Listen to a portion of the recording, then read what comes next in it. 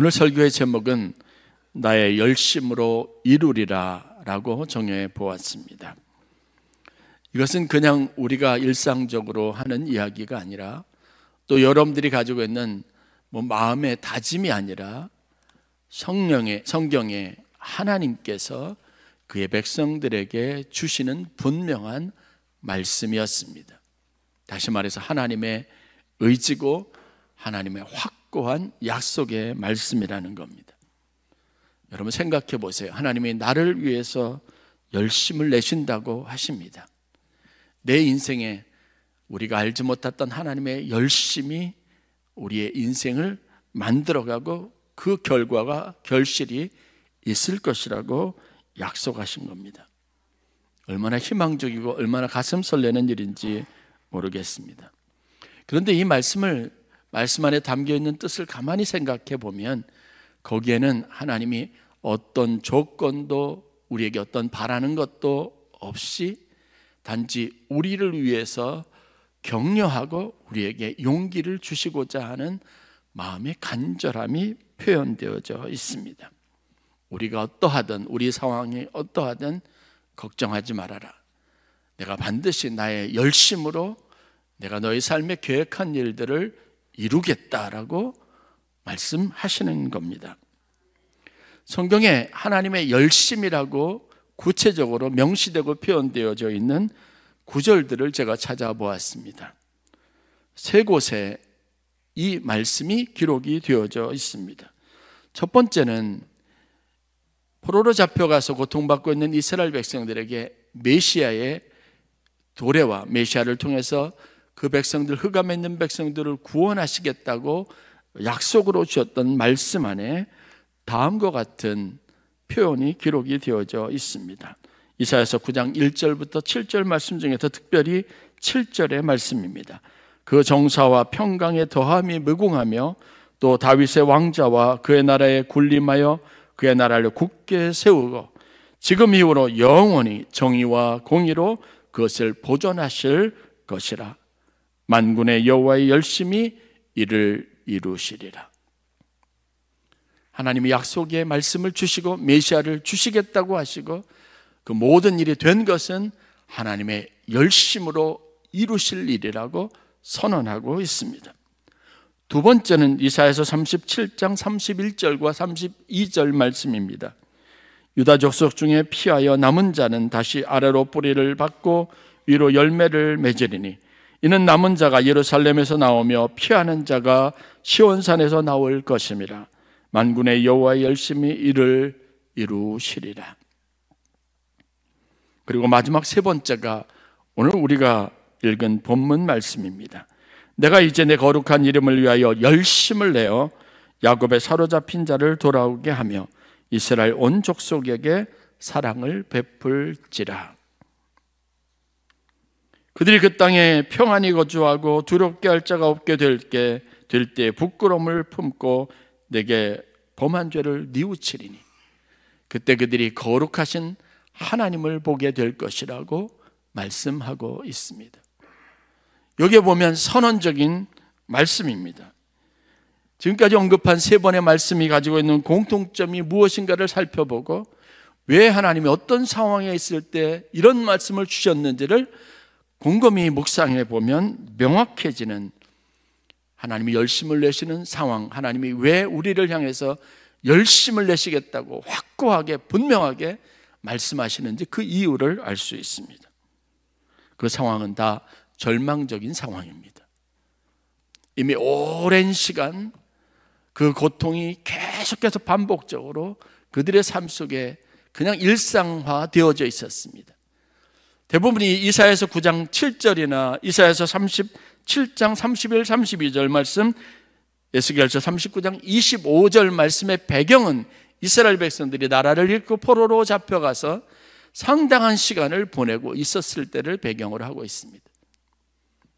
그들은 하나님을 실망시켜드린 백성들입니다. 하나님의 심판이 그들 가운데 있어서 그들이 버림을 받았다고 생각을 했고 나라를 잃고 포로 생활 가운데 있었습니다.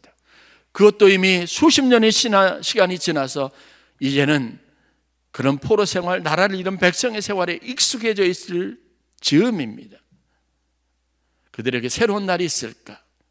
우리가 언젠가 고향으로 다시 돌아갈 희망이 있을까? 이미 그것이 다 소멸되어져 있는 상황이었습니다. 우리가 바라던 것, 원하던 것, 소망하던 것들이 다 이제는 더 이상 우리의 소망이 되지 못하는 상황일 때, 그때 하나님께서 그 백성들에게 나타나서 말씀을 주시는데, 그 말씀이 가지고 있는 핵심이 나의 열심으로, 만군의 여호와의 열심으로 이룰 것이라 라고 하는 다짐으로 분명하게 확고하게 되어져 있습니다.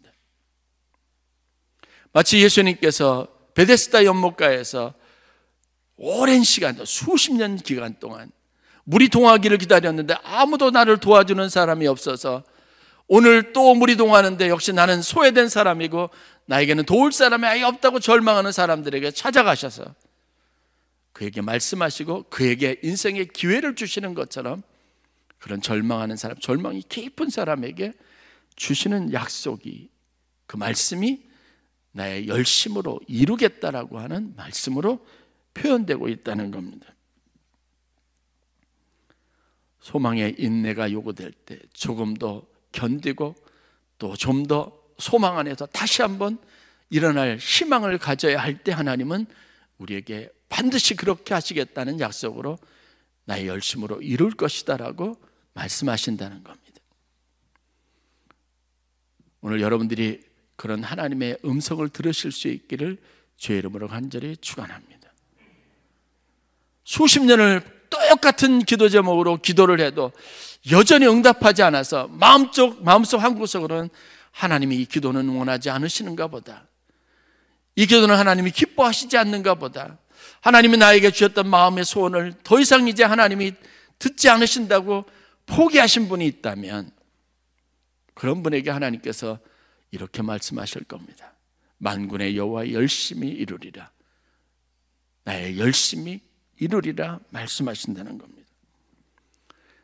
남포교회 목사님으로 오랫동안 하나님의 구원의 은총을 설교해 오신 박영선 목사님이 계십니다. 제가 신학생 시절에 그분의 책을 몇 권을 사서 열심히 읽었습니다. 그분의 책 중에 오늘 설교 제목과 동일한 하나님의 열심이라는 책이 있습니다. 그 책 서원에 그분이 하나님의 섭리를 성경에서 이해할 수 없는 수없이 많은 사건들을 그것을 보면서 이해하려고 애쓰고 그 의미와 그리고 그 가지고 있는 뜻을 명확하게 알려고 노력했던 자신의 시간들을 뒤로 하면서 이 책을 쓰면서 자기가 발견한 진리, 하나님이 주신 성경의 감동에 대해서 이렇게 이 책에 기록하고 있습니다.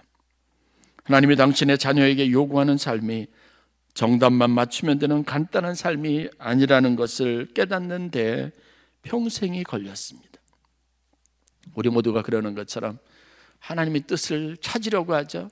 그러면 그게 정답이라고 믿었던 겁니다. 그렇게 하나님의 뜻을 명확하게 알고 그 뜻대로 내가 살고 그렇게 하면 모든 인생의 이후의 미래의 모든 문제들이 한꺼번에 다 해결될 수 있을 것 같고 나는 여전히 믿음 안에서 흔들림 없는 삶을 살 것 같았다고 생각했는데, 성경을 읽을 때 하나님이 마음에 주신 강한 감동이 있어서 이게 하나님의 뜻이라고 여겼던 적이 한두 번이 아닐 정도로 많았는데, 그런데 돌이켜보니까 역시 그것도 우리가 가지고 있는 오해였다는 겁니다. 그리고 나서 하나님의 뜻을 알기 위해서 평생의 시간을 보냈다고 고백하는 겁니다. 그러면서 이어지는 말씀입니다. 신앙을 명분이나 해결책 정도로 만족해버리려는 우리에게 하나님은 생각하고 고민하게 하셔서 당신이 원하는 수준까지 이르게 하십니다. 하나님의 성실하신 역사가 우리를 버겁고 혼란스럽게 하는 것은 그분의 목적이 우리 기대와 상상을 넘어서는 탓입니다. 이 책에 소개된 성경 속 인물들은 각자의 훌륭한 면모를 나타내주는 영웅들이 아니라 하나님은 누구시며 어떻게 사람들 가운데 일하시는가를 드러내주는 역사 속 증인들일 뿐입니다. 그들을 향한 하나님의 일하심은 위대한 반전의 역사를 이루시는 열심으로 드러납니다. 즉 우리가 가지고 있는 상식과 우리가 가지고 있는 일반적인 이해를 초월하는 전혀 생각하지 못했던 결과들로 항상 나타나서 우리로 하여금 그것에서 교훈을 얻게 하고 그 사람들의 삶을 통해서 우리도 이런 하나님의 역사를 경험할 수 있겠다라고 하는 소망을 품게 한다는 걸 자신이 발견했다는 겁니다. 그래서 그분은 그 책에서 하나님의 열심으로 아브라함부터 시작돼서 성경 속에 있는 위대한 우리가 영웅이라고 생각하고 우리가 본받고 싶은 사람들이라고 생각했던 모든 사람들에 대한 기록을 하나하나 기록하면서 그들이 가지고 있는 위대한 영웅적인 결단이 아니라 하나님의 전적인 열심으로 그들을 빚었고 만들었고 그들이 그런 사람 되게 했고 그런 고백을 하게 했고 그런 행위를 보이게 했다라고 고백하고 또 그런 사실을 적고 있습니다. 성경은 하나님의 말씀과 그 말씀을 받은 사람들의 이야기로 가득 차 있습니다. 그 이야기가 우리에게 주는 교훈은 거기에 있는 사람들이 얼마나 훌륭한 사람인지, 그래서 여러분들도 그런 사람을 본받으라고 하는 메시지보다 더 궁극적인 것은 하나님이 이러한 사람들, 그러한 형편없는 사람들이라고 여겨졌던 사람, 그런 마음이 수시로 죽 끓듯이 변개하는 사람들에게 어떤 하나님이셨는지를, 그리고 그들을 통해서 우리가 얻을 교훈이 무엇인지를 배우라고 하는 겁니다. 그래서 그 안에서 희망을 발견하라고 말씀하셨다는 사실입니다. 아브라함도 야곱도 요셉도 모세도 욥도 다윗도 엘리야 베드로 바울도 우리 믿음의 후배들에게는 좋은 훌륭한 영웅들이 아니라 하나님의 어떤 분인지를 증거하는 증인들입니다. 아브라함은요, 그가 왜 하나님의 부르심을 받아야 하고 왜 하나님께서 아브라함에게 우르에 있는 그에게 찾아가서 말씀하시고 하란에 거주하는 그에게 또 나타나셔서 또 약속을 거듭 주시면서까지 가나안으로 그를 이끌어 오려고 했는지 성경이 분명하게 기록하고 있지는 않지만 모든 것의 시작은 하나님이십니다. 여러분들이 오늘 이곳에 있게 된 거 가지고 있는 믿음의 시작도 하나님이 하신 일이지, 여러분들이 가지고 있는 어떤 공통점이 있고 어떤 특징들이 있어서 그런 사람들만 뽑아서 하나님이 이 위대한 구원의 길에 서게 하신 것이 아니라는 걸 알아야 합니다. 때로는 우리가 얼마나 혼란스럽습니까? 왜 이런 열심 있고 이런 헌신된 우리의 삶에 하나님이 이런 식으로 보응하시고 이런 식으로 우리의 삶에 우리에게 대우하시는가 원망할 때도 많습니다. 왜 다른 사람이 아니라 내게 이런 일이 일어나야 된다고 불평할 때도 있습니다. 그래서 그 이유를 찾으려고 하지만 그 이유를 발견하지 못해서 낙심할 때가 많습니다. 그러나 분명한 것은 이 모든 일을 시작하시는 이가 하나님이시면 하나님이 열심히 시작하신 분이 반드시 이룰 것이라는 사실을 꼭 우리의 신앙의 기초로 삼아야 한다는 겁니다. 낙심하지 마십시오. 낙심한 그 마음에 오늘 여러분들이 희망의 언어를, 희망의 메시지를 담을 수 있어야 합니다. 나의 열심히 이룰 것이다. 하나님의 만군의 여호와 열심히 이룰 것이라고 하는 새로운 가능성이 의로운 해처럼 떠올라야 합니다. 여러분 절망 가운데 흑암 속에 온통 짙은 어둠 속에 있었던 여러분의 삶에 빛이 보이기 시작해야 합니다. 그 근거는 하나님이 열심을 내시기 때문이라는 겁니다. 본문 에스겔서는 그렇죠, 그들은 여전히 죄인이고 그들은 여전히 하나님을 무시하고 하나님을 경외하지 않고 그들은 여전히 누군가 자신들의 인생에 이 극심한 고난에서 자신들을 건져내 줄 사람이 있을 것이라고 생각하는 사람들입니다. 그런데 그런 사람들이 자격 없는 사람들에게 하나님 말씀하시지 하지 않습니까? 내 거룩한 이름을 위하여, 내 이름의 명예를 위해서 내가 열심을 내겠다고 말합니다. 그리고 그들을 자기들이 거주하던 바벨론의 강변에서 피난민 생활에서 포로된 자의 삶에서 다시 돌이켜서 하나님이 약속하신 땅에 이르게 될 때 그들이 자신이 저지른 죄가, 범한 죄가 무엇인지 깨닫고 회개하게 되게 될 것이라고 말씀하십니다. 그리고 그제서야 하나님이 어떤 분인지를 깨닫게 될 것이라고 말씀하신 겁니다. 여러분 야곱을 생각해 보세요. 야곱의 이야기가 우리에게 주는 것이 무엇이 있습니까? 야곱의 생애를 기록한 성경 구절에서 우리가 마음에 깊은 신앙적인 감동을 받을 만한 요소들이 여러분 얼마나 있는지 여러분 찾아보세요. 많지 않습니다. 그는 평범한 우리와 같은 사람인데 우리보다 훨씬 더 성공에 대한 욕구가 강한 사람입니다. 그런데 하나님은 그를 이스라엘의 기둥이 되는 12지파의 아버지가 되게 하셨습니다. 그 이름의 위대함과 명예를 알고 하나님 주신 약속을 믿고 지금도 전쟁을 겪고 있는 저 이스라엘에 있는 사람들은, 유대인들은 자신들의 조상을 자신들에게 주신 하나님의 거룩한 이름이라고 하는 의미에서 야곱의 이름 즉 이스라엘을 사용하고 있습니다. 그는 욕심이 있고 열정이 있고 정열이 있었고 그리고 하나님 앞에 무엇인가 얻으려고 하는 마음을 가지고 있었지. 그에게서 희생과 섬김과 봉사와 남을 위해서 자신의 시간을 아낌없이 드린다거나 평화를 추구하기 위해서 포용력 있고 사랑 있고 은혜롭고 수용력 있는 그런 태도를 가졌던 적은 없습니다. 오늘 우리가 보는 이스라엘의 모습과 별반 다르지 않습니다. 그들은 선민의식을 가지고 하나님이 이 땅을 주셨다고 믿고 있습니다. 그런데 그 땅 안에서 평화롭게 공존하지 못합니다. 하나님 우리 삶에 주신 약속이 있고 축복이 있다고 믿지만 우리는 그것을 우리의 독선적인 내 삶에 하나님 주신 나만의 유일한 축복이라고 믿는 자만심에 가득 차 있습니다. 거기에 어느 곳에도 하나님의 은혜와 자비가 흐르지 않습니다. 하나님 이것을 위해서 우리를 부르셨습니까? 하나님 이것을 위해서 열심을 내셨는가 다시 한번 생각해 봐야 합니다. 그 땅의 평화를 위해서 기도해야 합니다. 그 땅에 하나님께서 은혜를 주시기를 위해서 기도해야 합니다. 하마스와 이스라엘 사이에 더 이상 피해 전쟁이 서로가 서로를 죽이는 일이 없어야 합니다. 하마스 사람들처럼 비겁하게 자신들이 폭격으로부터 이스라엘의 공격으로부터 자유롭기 위해서 병원이나 학교 지하에다가 그들의 본거지를 두고 그리고 이슬람을 위해서 성전을 하겠다고 하는 비겁한 태도를 버려야 합니다.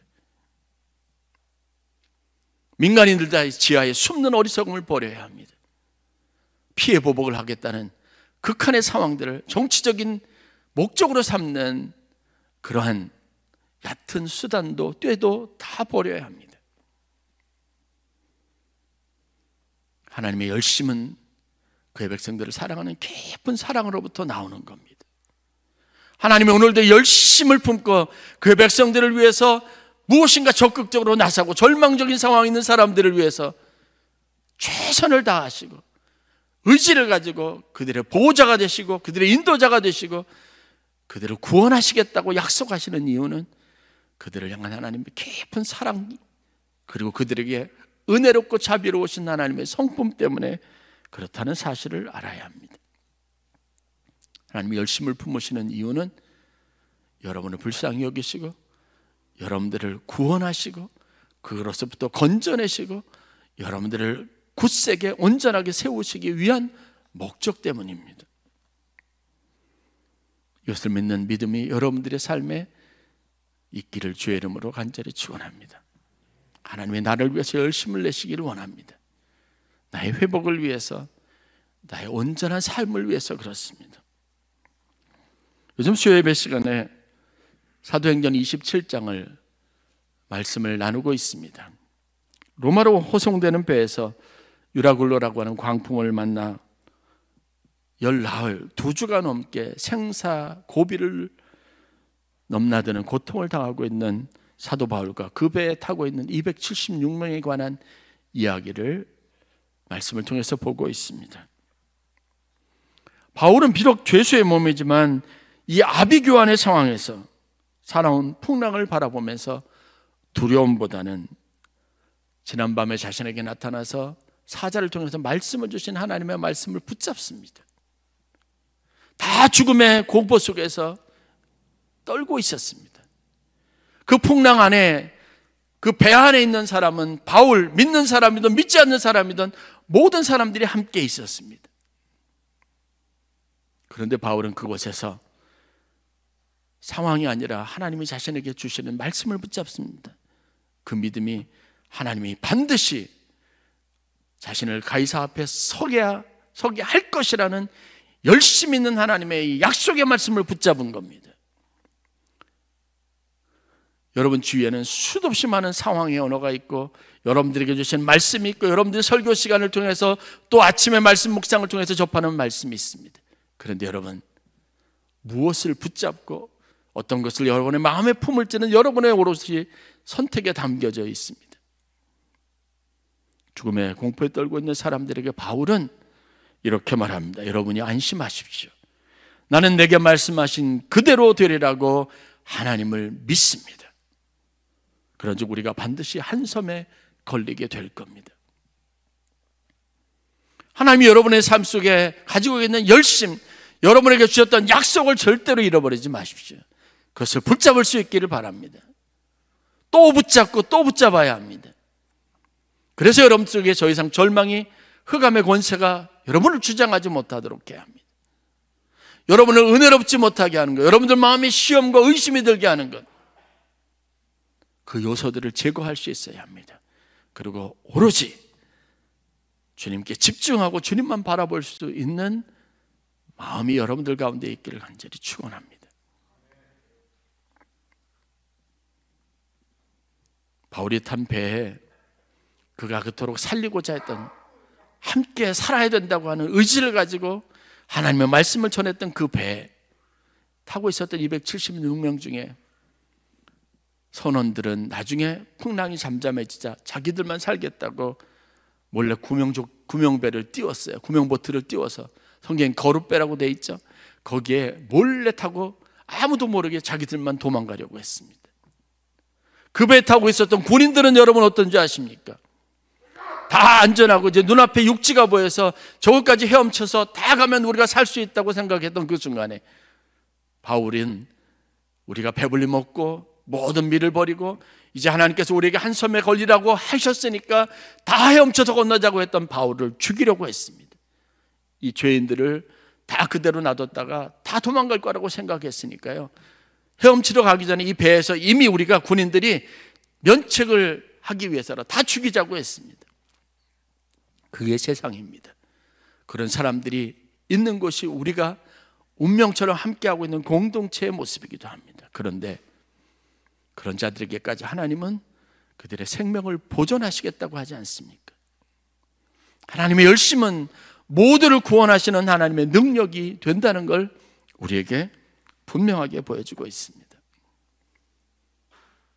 하나님의 열심이, 이 단어와 이 표현이 여러분들에게 다시 한번 품을 수 있는 소망의 메시지가 된다면 여러분에게 주시는 하나님의 음성이 되실 수 있기를 간절히 축원합니다. 요즘 많은 사람들이 사랑하는 찬양이 있습니다. 하나님의 열심이라는 찬양입니다. 그 가사의 내용이 너무 은혜로워서 잠깐 소개하려고 합니다. 여러분들에게 말씀하시는 하나님의 음성으로 들렸으면 좋겠습니다. 1절과 2절로 나누어져 있고 중간에 후렴 부분에 반복이 있습니다. 사랑하는 내 딸아, 너의 자금도 내겐 귀하다. 너와 함께 걸어가는 모든 시간이 내겐 힘이라. 사랑하는 아들아, 내 연약함도 내겐 큼이라. 너로 인해 잃어버린 나의 양들이 돌아오리라. 조금 느린 듯해도 기다려주겠니? 조금 더딘 듯해도 믿어줄 수 있니? 내가 가는 그 길 절대 헛되지 않으니 나와 함께 가자. 앞이 보이지 않아도 나아가 주겠니? 이해되지 않아도 살아내 주겠니? 너의 눈물의 기도는 잊지 않고 있으니 나의 열심으로 이루리라. 하나뿐인 사랑아, 내게 부탁이 있다. 길 잃어 지친 영혼 돌아보라. 나의 품으로 안기어라. 조금 느린 듯해도 기다려주겠니? 조금 더딘 듯해도 믿어줄 수 있겠니? 내가 가는 그 길 절대 헛되지 않으니 나와 함께 가자. 앞이 보이지 않아도 나아가 주겠니? 이해되지 않아도 살아내 주겠니? 너의 눈물의 기도 잊지 않고 있으니 나의 열심으로 이루리라. 내게 그 땅을 부탁한다. 요즘 우리 주위에 여러 가지 삶의 어려움을 직접 몸으로 겪어내고 있는 성도님들이 계십니다. 보호자 의지하고 함께 의논하고 이 문제를 해결할 그 누구도 없이 오롯이 혼자 가족 없이 돕는 사람 없이 인생의 긴 터널과 같은 고통의 시간을 홀로 외롭고 고독하게 보내시는 분들입니다. 이들을 보면서 많은 안타까움이 있습니다. 대신해 줄 수 없으니까요. 도울 충분한 힘도 없습니다. 그리고 언제까지 도와야 할지 기약도 없습니다. 할 수 있는 게 기도뿐입니다. 도움이라는 것이 미미하고 순간적이라서 죄송스럽고 미안한 마음뿐입니다. 언제까지인지 기약이 없는 치료하고 힘든 싸움을 하셔야 되는데 잘 견뎌낼 수 있을지 모르겠습니다. 낙심하지 않았으면 좋겠습니다. 때론 다른 사람들과 비교하면 왜 다른 사람들은 견딜 수 있는 힘이 있는 사람들은 이런 어려움을 겪지 않는데 왜 저런 분들은 더 견딜 수도 없고 도와줄 사람도 없는 분들은 이런 더 힘든 일들을 겪어내야만 하는지 신앙적으로 의심도 가고 하나님이 원망스럽기도 합니다. 하지만 잊지 않아야 되는 한 가지 사실이 있습니다. 우리가 믿고 확신해야 할 한 가지가 있습니다. 저분들도 하나님이 함께 하신다는 겁니다. 저분들을 위해서 하나님이 열심을 내신다는 겁니다. 각자 한 사람 한 사람에게 하나님이 놀라운 힘을 가지고 그들을 돕기를 원하십니다. 그래서 그분들에게 오늘 찬양의 가사처럼 하나님의 마음으로 이런 위로를 드리고 싶습니다. 혹시 여러분들이 외롭고 고독하고 혼자라고 견디기 힘들다고 생각하시는 분이 있다면 왜 내 인생에는 꼭 이런 일들만 있는지 낙심하는 분이 있다면 오늘 여러분들에게 열심으로 이루시겠다고 하는 이런 주님의 음성을 들었으면 좋겠습니다. 조금 느린 듯해도 인내하며 기다려 주십시오. 조금 더딘 듯해도 주님을 믿고 기다려 주십시오. 주님께서는 여러분들이 가는 그 길이 절대 헛되지 않다고 말씀하시며 함께 가자고 하십니다. 앞이 보이지 않아도 믿고 나아가라고, 조금 더 나아가라고 하십니다. 때로는 이해되지 않는 무수한 상황 속에도 그저 잘 살아냈으면 좋겠다고 말씀하십니다. 여러분의 눈물의 기도 잊지 않고 있다고, 나의 열심으로 이룰 것이라고 말씀하시는 주님의 음성을 들으시고 힘내시고 용기 내시고 그리고 다시 주님 앞에 서는 여러분들이 되실 수 있기를 주의 이름으로 간절히 축원합니다.